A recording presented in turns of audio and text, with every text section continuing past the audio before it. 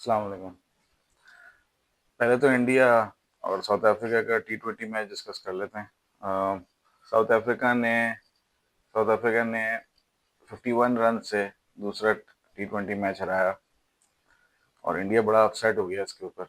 मैंने बड़े social media पे जो है वो डिस्कशन सुने इस हार पर, और मैंने सोचा कि मैं थोड़ा सा वेट करता हूँ और इनको सुनने के बाद रिस्पॉन्ड करूँगा। थोड़ा सा रिस्पॉन्स तो खैर नहीं नहीं दूंगा, मतलब है कि अपना अपना उस पर ओपिनियन दूंगा। और मेरा ओपिनियन उस पर ये है कि जो इंडिया का मीडिया और इवन हमारे बहुत सारे यूट्यूबर्स जो कवर करते हैं इंडियन क्रिकेट को, अ, बहुत जल्दी रिएक्ट कर जाते हैं। कोई एक हार हो जाए अगर वहाँ पे, जैसे पाकिस्तान में हो जाती है, तो यहाँ पे भी रिएक्ट करते हैं।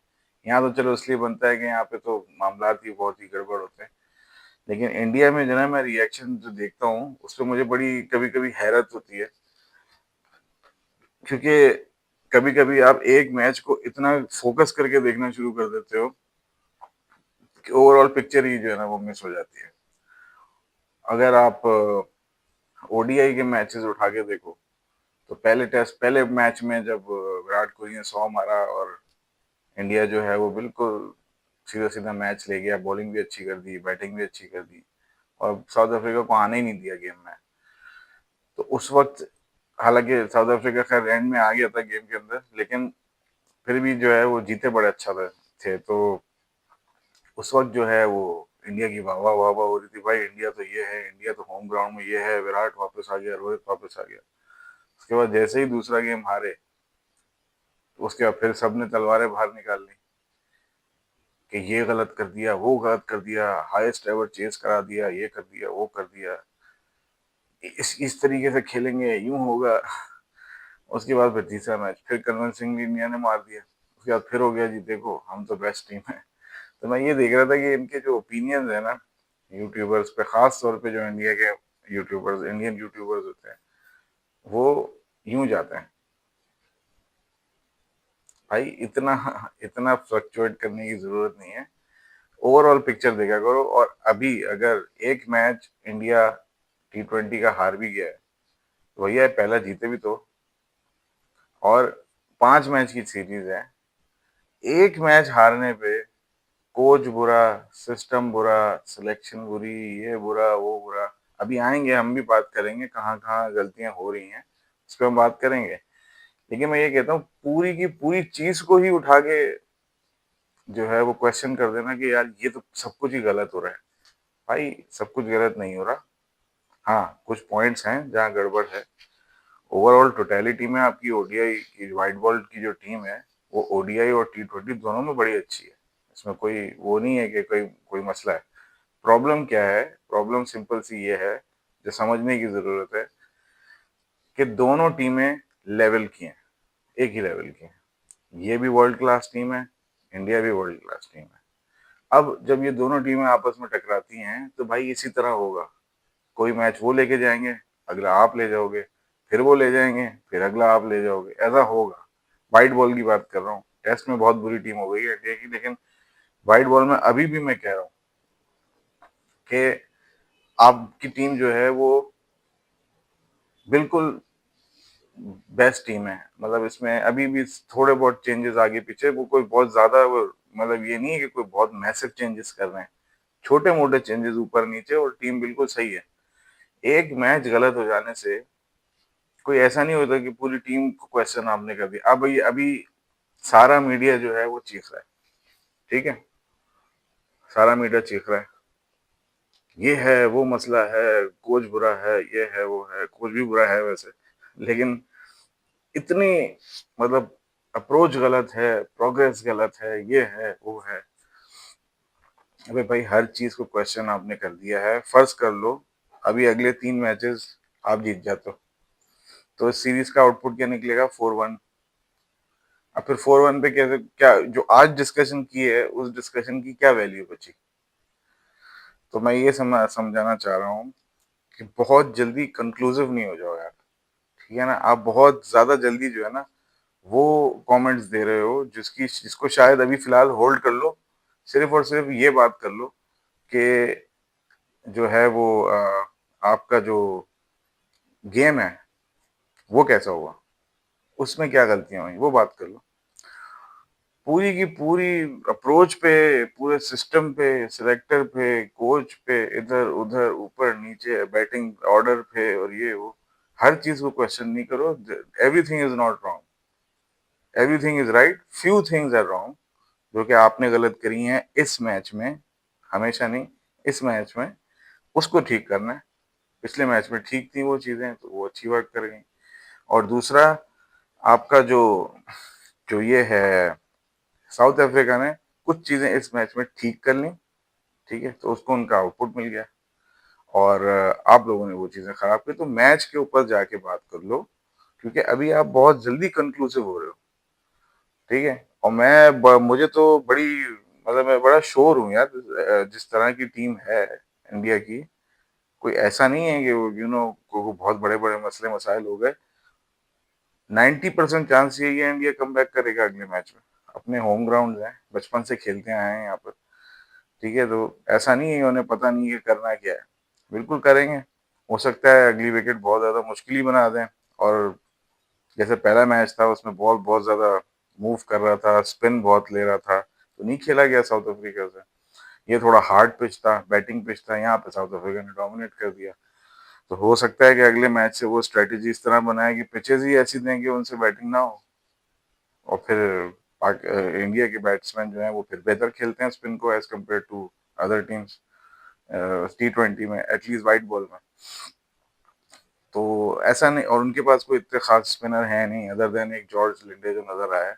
आपके पास तो स्पिनर की लाइन रखी हुई है पूरी, अभी कुलदीप तो खेला ही नहीं है।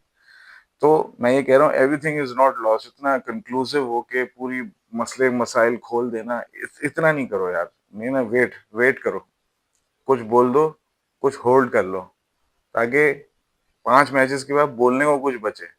अभी आप इतना ही बोल जाते हो कि बाद में ना रिवर्स लेना मुश्किल हो जाएगा कि दूसरे मैच में फर्ज कर लो, जैसे कहते हैं ना कि वन साइडेड मार दिया इंडिया ने, तो फिर क्या करोगे? अब टीम बहुत अच्छी हो जाएगी, एक दिन में अच्छी हो गई, ऐसा नहीं होता ना। बस ये इसको समझो, इसको अगर ओवरऑल टोटलिटी में देखो, दो पाई की टीमें आपस में टकरा रही हैं, यही होगा। एक टीम ले जाएगी, कभी दूसरी ले जाएगी, ये चलेगा बस। खैर, मैंने बोला एक पहले ओवरव्यू दे दूं, उससे पहले हम मैच के अंदर घुसें, तो पहले मैं ये बता दूं कि भाई कंक्लूसिव अभी होने की जरूरत नहीं है, मैच बाय मैच बात करो, कंक्लूसिव ना हो। अच्छा, दूसरी चीज ये है कि पिच थोड़ी सी हार्ड थी, और क्विंटन डिकॉक का भाई बल्ला चल गया। देखो, मैं वही बात कह रहा हूँ, इंडिया को अब वो पॉइंट्स पकड़ने पड़ेंगे ना जिस वजह से मैच हाथ से निकला। क्या पॉइंट्स थे वो? एक तो ये था कि बॉलर्स ने थोड़ा सा, हार्ड पिच था तो वो कंट्रोल ही नहीं कर सके, अर्शदीप ने बहुत ज्यादा एक्स्ट्राज भी दे दिए, और पिटा भी बहुत ज्यादा, और मारा ज्यादातर क्विंटन डिकॉक ने। तो अब समझने की चीज क्या है, समझने की चीज ये है कि क्विंटन डिकॉक को अगर आप पकड़ लो तो मैच में किस हद तक इम्पैक्ट आ सकता है, ये है समझने की बात। इनके मैच विनर्स कौन है, जरा ये गिन लो। मैं एडन मार्करम को इनका मैच विनर मानता ही नहीं हूँ T20 में, ठीक है ना। ये बाबर आजम टाइप का प्लेयर है, इसकी इतनी ही स्किल है, और इससे ज्यादा ये स्किल दे नहीं सकता। तो मेरा मेरी जो अपनी जाती राय है वो ये है कि अगर आप क्विंटन डिकॉक को पकड़ोगे तो 40-50% मैच आपके फेवर में आ जाएगा, 50-60% मैच आपके फेवर में। मैं पूरा 70-80 नहीं कहूंगा, क्योंकि बाकी प्लेयर्स भी सही हैं, इतने बुरे नहीं है, लेकिन हालांकि मिलर भी है नीचे सब कुछ है, लेकिन मिलर को जो टाइम, जो विंडो मिलती है खेलने की, वो इतनी ज्यादा नहीं मिलती। तो जो मेन इनके यहाँ अभी जो एक्सपीरियंस प्लेयर है वो क्विंटन डिकॉक और मिलर ही है। पहले बीच में क्लासन था, वेंडर रूटसन था, वो उन्होंने बाहर कर दिए हैं। तो रीजा हेंड्रिक्स अच्छा प्लेयर है, मैं उसे मैच विनर की कैटेगरी में नहीं डालूंगा, वेरी गुड प्लेयर, कभी कभी जितवा देता है। ज्यादातर जितवाने जितवाने का जो जाता है ना सेरा, वो क्विंटन डिकॉक पे जाता था, या पहले आंद्रे क्लासन पे जाता था, वैन डुसन पे जाता था, ये वो प्लेयर्स थे जो पकड़ लेते थे मैच को। तो अब या फिर मिलर पकड़ता था नीचे से। तो अभी इनकी टीम में ये एक आदमी ऐसा है, इसे पकड़ो तो आप मैच पकड़ लोगे, ठीक है।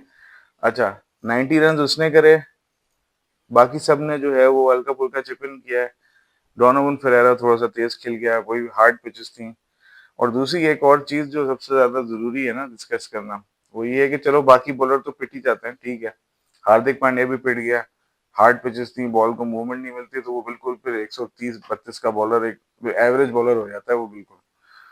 तो वो तो खैर सारे ही पिटे हैं, लेकिन सबसे ज्यादा हैरत जो हुई है ना वो ये जसप्रीत बुमराह के पिटने की।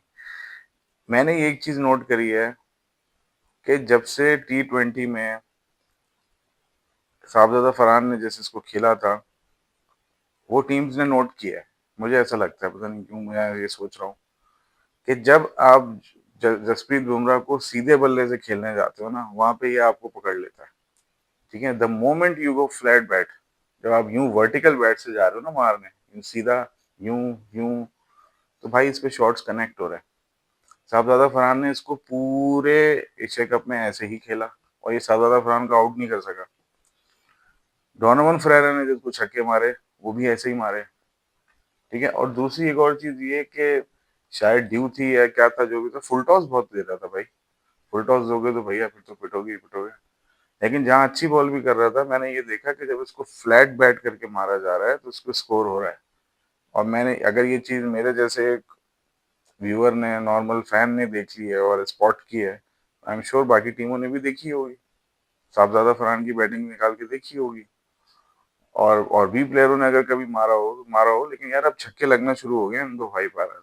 ये बात देखने की है कि एशिया कप के बाद से छक्के लग रहे हैं भाई बुमराह को, जो कि कभी नहीं होता था। ये तो इनका वो बॉलर था जो 20-22 रन दिए, 3 आउट किए, खत्म, सामने वाली टीम को साइड पे लगा दिया। 45 रन, 0 आउट। ये तो हारिस रऊफ वाली पिटाई हो गई। हारिस रऊफ भी एक दो आउट कर लेता है इस पिटाई में, इन्होंने तो वो भी नहीं किए। तो खैर बहरहाल, ये था इनकी परफॉर्मेंस। 213 रन 4 विकेटों पे इन्होंने बनाए। अभिषेक शर्मा ने अच्छा स्टार्ट लिया था, जिस तरह खेलता है वैसे ही खेला था, लेकिन बस अब वही वाली बात है कि अभिषेक शर्मा का भी वो वाला पॉइंट, क्रिकेट उसका स्टेज बैटिंग में आना शुरू हो गया है, जहां पर लोगों ने उसे देख लिया है, समझ गए हैं कि कहाँ पर खेलता है, कहाँ फंस सकता है। लेंथ बॉल जब मिडिल में पड़ती है, ठीक है ना, तो ये उस पे फंस जाता है। ये उस पे एक तो होता है ना कि थोड़ी सी पीछे हो तो वो उसको पुल कर देगा, इधर फेंक देगा। लेकिन अगर वो लेंथ बॉल जो है वो उसको थोड़ी सी इधर इधर बाहर की तरफ मिलती है तो वो वहां खेल देता है। लेकिन जब बीच में आ जाती है ना, बीच में आ जाती है, तो फिर इसका शॉट नहीं है। फिर या तो फिर ये है कि आगे निकल के मारने की कोशिश करता है, तो लेंथ बॉल पे आगे निकल के नहीं मार सकते ना बीच में, वो इतना इजी नहीं है। अगर बॉल छूट गई तो फिर पीछे निकल जाएगी, एज हो जाएगा, डंडा उड़ जाएगा। तो ये चीजें अब स्पॉट हो रही हैं। ऑस्ट्रेलिया के अंदर नेथन एलिस ने उसको बाउंसर पे फंसाया, ठीक है। स्लोअर बॉल पे फ़हीम अशरफ ने इसको एशिया कप में फंसाया, जहां बॉल थोड़ा सा स्पिन ले रहा था, वहां पे इसकी टाइमिंग आउट हो गई। तो ये वो पॉइंट्स हैं, slow ball, bouncer, length ball, middle stump पे लेंथ बॉल, ये वो चीजें हैं जो कि अब अभिषेक शर्मा की देख ली गई हैं। ठीक है ना, जो बुद्धू टीमें होंगी, जैसे हमारी ये बुद्धू टीम, में इसलिए कहता हूँ क्योंकि हमारे बॉलर जब बॉल करते हैं तो जान लगाते हैं। तो हम क्योंकि वो स्टडी करके नहीं खेलते, हम गलतियां कर सकते हैं, लेकिन पूरी दुनिया में, ऑस्ट्रेलिया हो गई, साउथ अफ्रीका हो गई, ये टीमों ने अब देख लिया। ठीक है, तो अब मैं ये नहीं कह रहा हूँ कि रन कभी भी नहीं करेगा, but he will have a hard time.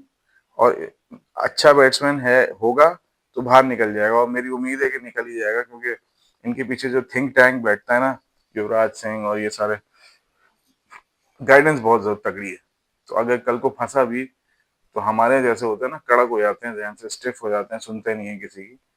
ये सुनेगा और ये निकलेगा, क्योंकि इनकी हिस्ट्री बताती है, ये सीखते हैं इंडिया के बैटर्स। ये इनमें बहुत अच्छी चीज होती है, तो ये सीखेगा जरूर, लेकिन भारत स्पॉट हो गया, इसमें कोई शक नहीं है। शुभमन गिल भाई पहली बॉल पे निकल गया, बिला वजह फिट कर रहा हो। दुनिया में कोई भी ऐसा बैट्समैन नहीं होगा जो किसी एक टूर पे जाके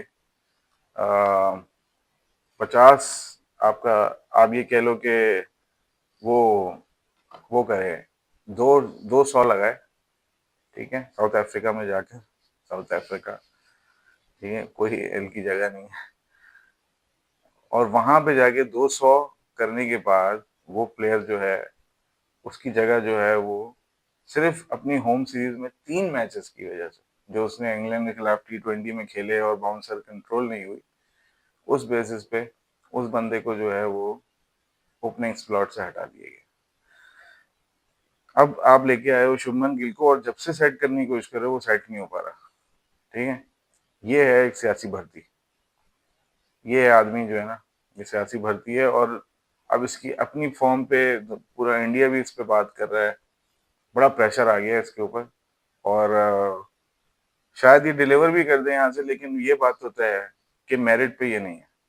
क्योंकि इसके पीछे तो वर्ल्ड कप में विराट कोहली के पीछे, जब वो विराट कोहली ओपन कर रहा था 2023 के वर्ल्ड कप में, तो पीछे यशस्वी जायसवाल था उसका रिप्लेसमेंट ओपनर।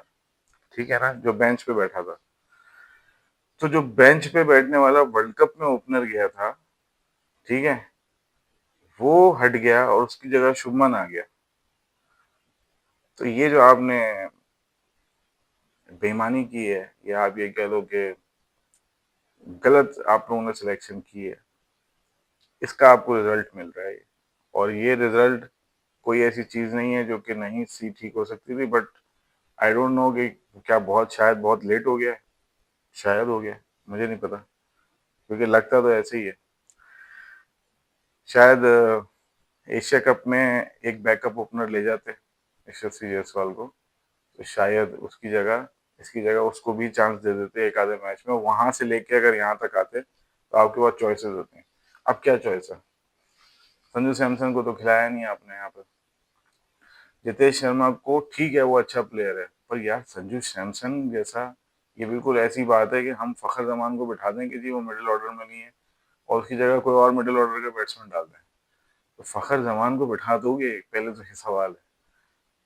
ये संजू सैमसन बैठ गया, ये अजीब सी बात है T20 में, और जितेश शर्मा खेल रहा है। जितेश शर्मा बहुत अच्छा बैट्समैन है, अच्छा भी लगा वो, कीपर बड़ा शार्प है, बड़ा तेज है कीपर यार, बड़ा एजाइल है। लेकिन ये बात समझनी पड़ेगी कि संजू सैमसन नहीं बैठता यार, इतने एक्सपीरियंस लेने के बाद, इतना स्कोर इंटरनेशनल लेवल पे करें, किसी बंदे के नाम के नीचे 2 सेंचुरियां लगाने के बाद उसको बाहर कर दो यार। एक सीरीज में दो लोग, लोग पूरे साल में 2-2 100 नहीं मार पाते T20 के अंदर। एक बंदे ने एक सीरीज में ही 200 कर दिए यार, और आपने उसको टीम से बाहर किया हुआ है, ज्यादती की इंतहा है। तो, तो ये गलती की। और दूसरी एक जो सबसे बड़ी गलती करी, अक्षर पटेल को वरनाम नहीं, अगर कोई थोड़ी बहुत भी रह गई थी कसर, तो वो यहाँ निकाल दिया अक्षर पटेल को ऊपर भेज के कि जाए तू स्लॉग कर ले। मेरा सवाल ये है कि जिस स्लॉगिंग के लिए अक्षर पटेल को आपने पिक किया, नंबर चेंज करके, अव्वल तो नंबर चेंज करने का भूत पता नहीं क्यों सवार है इस टीम पे, नंबर किस नंबर पे चलने ही नहीं देते। तो एक तो ये कि आपने उसको जो पिक किया है कि आप ऊपर जाओ और थर्ड नंबर, 1 डाउन पे जाके मारो, तो मेरा सवाल ये है कि क्या सूर्य कुमार को मारना नहीं आता?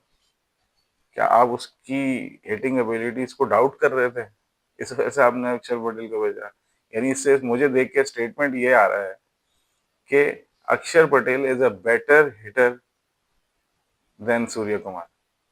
क्योंकि आप 214 चेस कर रहे थे ना, काम क्या था? मारना ही था। 10 रन, 11 रन पर ओवर, पहले ओवर से जाना है आपने।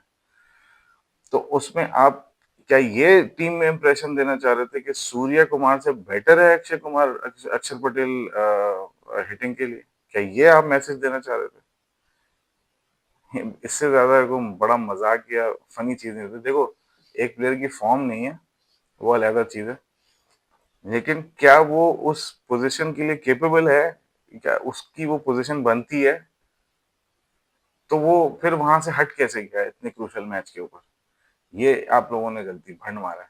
ठीक है, तो एक तो शुभमन, दूसरा अक्षर, और दूसरी एक और चीज ये है कि देखो भाई, मैं ये एक बात और भी कहना चाहता हूँ। हार्दिक पांड्या और तिलक वर्मा, ठीक है ना, इनका नंबर बहुत नीचे हो गया अक्षर ऊपर भेजने की वजह से। अक्षर ने 21 बॉलिंग खेली, 21 रन बनाए, यहाँ से आपका मैच तबाह करके निकल गया वो। शायद इनमें से 10 बॉलें हार्दिक ने ले ली होती नीचे, या इनमें से 10 बॉलें सूर्या ने ले ली होती। हो सकता है आउट भी हो जाता, लेकिन इससे इतना बुरा नहीं होता जितना बुरा रिजल्ट निकल के आया। तो ये बहुत बड़ा ब्लंडर था यार, पता नहीं किस तरीके से सोचता है ये आदमी, गौतम गंभीर। इस तरह नहीं हो सकता। और अगर सूर्य कुमार अपनी बात नहीं मनवा पा रहा, अपना नंबर जो है वो अपनी जो वो बैटिंग ऑर्डर सेट करना चाहता है और वो नहीं कर पा रहा, तो इसको चाहिए कि इस वर्ल्ड कप के बाद पीछे हट जाए, रिजाइन कर दे कि यार मुझे करने ही नहीं दे रहे हो तो भाई मैं करूँ क्यों। बल्कि मैं तो ये कह रहा था एशिया कप से ही छोड़ देता। क्या मैं एशिया कप जीत गया हूँ, बट मैं इस तरह नहीं कर सकता कि संजू को हटाऊं और शुभमन को ऊपर करूं। शुभमन से रन नहीं हो रहे, लिहाजा फिर मैं नहीं करता कप्तानी, आप किसी और को दे दो, ये कर लेता। ये कप्तानी का भूत भी ले लिया इन्होंने। अब मुझे जो नजर आ रहा है वो ये नजर आ रहा है कि अगर पता नहीं, हो सकता है कि अच्छा ही करें, लेकिन और करना भी चाहिए, होम ग्राउंड में ही हो रहा है वर्ल्ड कप, लेकिन बुरा वक्त आते देर नहीं लगती। कल को अगर कोई बुरा बुरा टूर्नामेंट चला गया तो सारे का सारा जो मलबा है ना, वो आगे सूर्य कुमार पे गिरेगा। फॉर्म भी नहीं है और मैच भी हरवा रहा है। अगर हुआ ये, तो अगर लगा रहा हूँ इफ, तो उस सूरत में से कप्तानी जाएगी। तो मैं ये सोच रहा हूँ भाई, या तो अपनी मर्जी की टीम खिला ले, और अगर अपनी मर्जी की टीम नहीं खिला पा रहा तो भाई छोड़ दे, छोड़ दे। बोल दे भाई मैं अपनी टीम से जाऊंगा, मैं एज अ प्लेयर जाऊंगा, आप बना लो भाई कप्तान शुभमन को, बना लो। ताकि कल को अगर बम फटे तो आप जब शुभमन भी फट जाए, या किसी और को कप्तान बना लो, हार्दिक को बना लो, किसी और को बना लो, हार्दिक अच्छी कर लेगा कप्तान। छोड़ दो भाई कप्तानी अगर आपकी मर्जी की टीम नहीं खेल पा रही। तो तीन चीजें हैं जिसकी वजह से इनकी बैटिंग फेल हुई। 214 कोई ऐसा स्कोर नहीं था जो नहीं कर सकता था इंडिया, लेकिन तीन चीजें हैं जिसकी वजह से। एक तो ये कि शुभमन फिट ही नहीं हो रहा, दूसरा अक्षर नंबर गलत चेंज किया, और तीसरा सबसे इम्पोर्टेंट पॉइंट, हार्दिक पांड्या को रन्स नहीं करने दिए साउथ अफ्रीका ने। ये है वो चीज, 23 बॉलों पे 20 रन, 23 बॉलों पे 20 रन, मतलब जहन मान ही नहीं सकता कि इस मैच में 23 बॉलें खाएगा हार्दिक पांड्या। ये क्या हुआ, ये कैसी बॉलिंग कर रहा था। क्योंकि मैं देख रहा था लाइव मैच, तो मैं देख रहा था हाथ खोलने, चाहे वो फास्ट बॉलर हो चाहे वो स्पिनर हो, खासतौर पर जॉर्ज लंडे, भाई हाथ खोलने ही नहीं दे रहा था वो उसको यार, मारने ही नहीं दे रहा था। तो खतरनाक बॉलिंग कर रहे थे यार वो, मतलब और जब सबको पता है कि भाई बैटिंग विकेट है, रन पड़ रहे हैं। दूसरे एंड पे उसने, तिलक वर्मा ने 34 बॉलों पे 64 बनाए हैं, 182 का स्ट्राइक रेट, तो स्कोर तो लग रहा है। ऊपर से उसने 212 के स्ट्राइक रेट से मारा था अभिषेक शर्मा, स्कोर तो लग रहा है।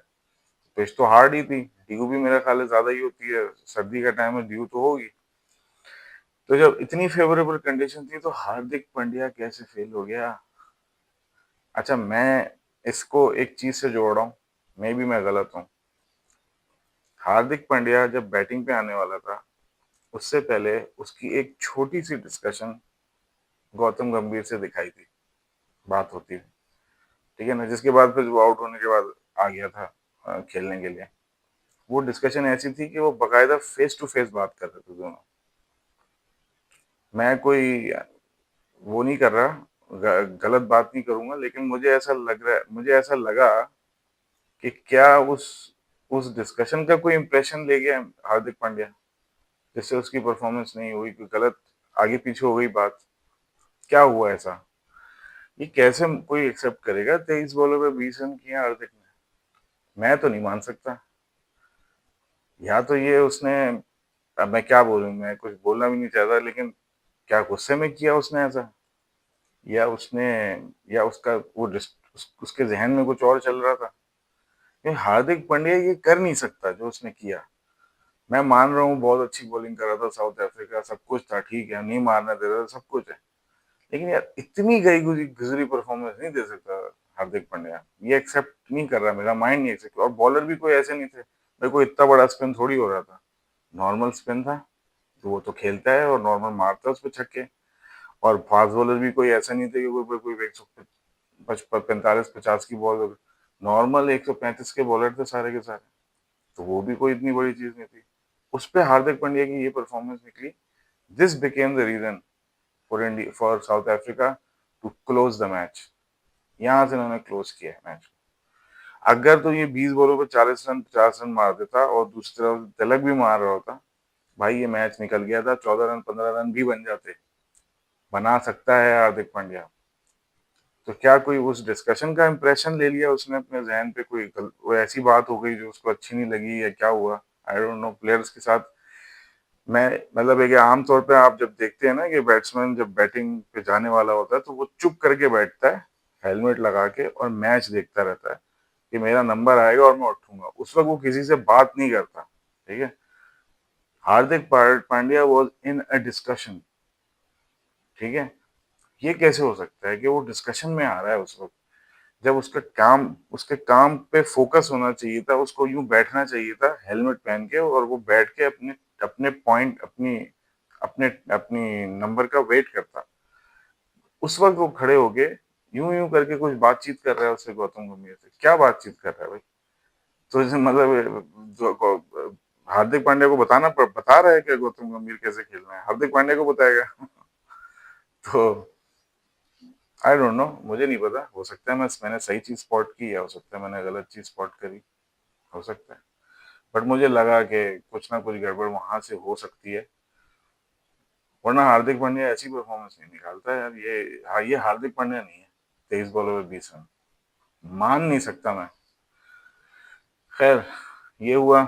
उसके बाद फिर मैच प्रीटी मच क्लोज ही हो गया था। फिर वो 16 रन हुआ, 17 हुआ, 18 हुआ।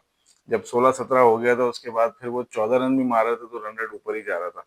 खैर, वहां से मैच क्लोज हो गया। इंडिया को अभी कंक्लूसिव रिमार्क्स देने की जरूरत नहीं है किसी को भी। ठीक है, गलतियां हो गई हैं, सबने देख ली हैं, थोड़ी बहुत हो भी जाएंगी रिजॉल्व। और शायद गलतियां रिजॉल्व ना हो, इसी में जीत जाओ सीरीज, ये भी हो सकता है। तो अभी कंक्लूसिव होने की जरूरत नहीं है, होने दो मैचेस। ठीक है ना, थोड़ा बोल लो और थोड़ा सा रोक लो, मैं बार बार यही बोल रहा हूँ, ताकि कुछ सीरीज के एंड में बोलने के लिए बचे। हो सकता है यही हो जो हम अभी बात कर रहे हैं, लेकिन अभी इसको रोक लो। ठीक है। और जब सीरीज खत्म हो जाएगी तो फिर कंक्लूसिव रिमार्क्स पे बात करेंगे जो भी। अगर तो बहुत गंदा फेंटा लग गया इंडिया को तो फिर बोलना पड़ेगा, भैया गड़बड़ तो हुई है। लेकिन अभी भारत इन कमेंट्स को होल्ड करते हैं। खैर, ये हो गया। इसके बाद न्यूजीलैंड और वेस्ट इंडीज का जो टेस्ट मैच था भाई, उसको तो क्लोज कर दिया न्यूजीलैंड ने। बस ये वेस्ट इंडीज ऐसी टीम है भाई, ट्यूबलाइट की तरह जलती है और फिर एकदम से बुझ जाती है। ये ट्यूबलाइट है। पिछला मैच ही जिस तरीके से इन्होंने ड्रॉ किया है, किसी के वहमो गुमान में नहीं था कि ये मैच बच सकता है। तो ऐसी परफॉर्मेंस दी। और आज फिर 10, ये मतलब ये 10 पे परफॉर्मेंस देते हैं, उसके बाद 0 पे आ जाते हैं। फिर अगले मैच में फिर 0 1 2 1 2 1 2 1 2 चलते रहेंगे, फिर एकदम से 10 नंबर की परफॉर्मेंस मार देंगे। तो ये इनका ग्राफ है भाई, अनप्रिडिक्टेबल साइड है। मैं कभी कभी ये सोचता हूँ कि वेस्ट इंडीज को चाहिए कि भाई जाके ना सिर्फ मारे, क्योंकि मुझे बहुत अजीब लगता है जब ये रोक रहे होते हैं ना और विकेट दे रहे होते हैं। तो मैं कभी कभी ये सोचता हूँ यार, बेहतर यही नहीं है कि 20 25 30 रन कर दे हर प्लेयर जाकर? तब भी तो 200 250 ही होने। तो भाई मार ही लो यार जाके, कम उसका मार के कुछ तो कर लोगे। क्योंकि इनका गेम जो है ना इंस्टिंक्टिव है। ये बस मारते हैं यार, मारने में ठीक होता है। अभी मैं वो देख रहा था IL T20 का मैच, कल जायंट्स और डेजर्ट वाइपर्स का। तो मैं देख रहा था कायल मेयर्स कैसी बैटिंग कर रहा था उसके अंदर, दम वाले शॉट्स। तो मुझे कभी कभी ऐसा लगता है यार, इनको टेस्ट मैच भी ऐसे ही खेलना चाहिए। कम से कम कुछ तो कर लेंगे। इस तरीके से कुछ भी नहीं कर पाते कि जी हम रोकेंगे, इनिंग्स बिल्ड करेंगे, वो होती नहीं है। तो मुझे नहीं समझ में आता। मुझे तो ऐसा लगता है कि वो जो बेसबॉल का जो वो जो है ना प्लेइंग पैटर्न, वो इन पे लगा देना चाहिए कि भाई जाओ मारो। मैच तो वैसे भी हारना ही है तुमने, मार के हार जाओ। कम से कम मारने में हो सकता है कभी 300 350 लग जाए, 400 भी हो सकता है, कोई बड़ी इनिंग लग जाए। रोकने की गेम इनकी मुझे कभी भी सही नहीं लगी। बस एक मैच में करेंगे तो फिर आगे फेलियर ही फेलियर। तो इनकंसिस्टेंट साइड है, डिसिप्लिन नाम की बैट चीज नहीं है इनकी बैटिंग में। और फिर ये जो अ, जिस तरीके से ये टेस्ट मैचेस खेलते हैं, इनको सूट ही नहीं कर रहा है ये पैटर्न। बेहतर है यही बेसबॉल पे आ जाए।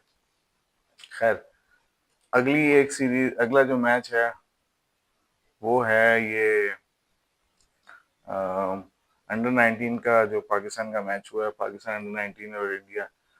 एशिया कप का जो अंडर 19 के मैचेस हो रहे हैं, तो भाई हमारा एक प्लेयर है समीर हसन, उसने 177 मार दिए, और एक प्लेयर है अहमद हुसैन, उसने 132 मार दिए। तो सब समीर हसन की बड़ी तारीफ कर रहे हैं कि मेडन 100 मारी है पहले टूर्नामेंट में अपने। और इंडिया की तरफ से वही वैभव सूर्यवंशी जो इमर्जिंग में भी खेला था इंडिया वाला टूर्नामेंट में, तो उसने आज फिर 171 मारे। संडे को मैच है भाई इंडिया पाकिस्तान का, तो ये इस मैच की भी बड़ी हाइप है। हमारे पास बॉलर्स में एक अच्छा बॉलर है जैसे मैंने देखा है, अली रजा, जो जिसको मैंने पीएसएल में देखा है। बाकी सारे जो हमारे बॉलर्स हैं ना वो नए हैं यार, मैं इनमें से किसी को जानता नहीं हूँ, लेकिन न किसी का नाम सुना हुआ है। लेकिन अली रजा एक ऐसा बॉलर है जिसको मैं जानता हूँ, और काफ़ी तेज़ है, अच्छा तेज़ बॉलर है, फास्ट है। और यहाँ पर इंडिया में भी मैं सिर्फ एक ही बैट्समैन को जानता हूँ, और बॉलर तो ऑनेस्टली किसी को भी नहीं जानता। तो संडे को देखते हैं Bharat India Pakistan again big clash, देखते हैं क्या होता है। अच्छा, आईएल T20 भी चल रही है साथ साथ, और प्रेसिडेंट कप भी चल रहा है हमारा। आईएल T20 में यार एक बॉलर मैंने स्पॉट किया अभी, मैंने क्या स्पॉट किया, भारत सबने ही कर लिया होगा अब तो, हुजैमा तनवीर, डेजर्ट वाइपर से। आज इसने जो बॉलिंग की है, मेरा ख्याल है इसने 4 आउट किए हैं अगर मैं गलत नहीं हूँ तो।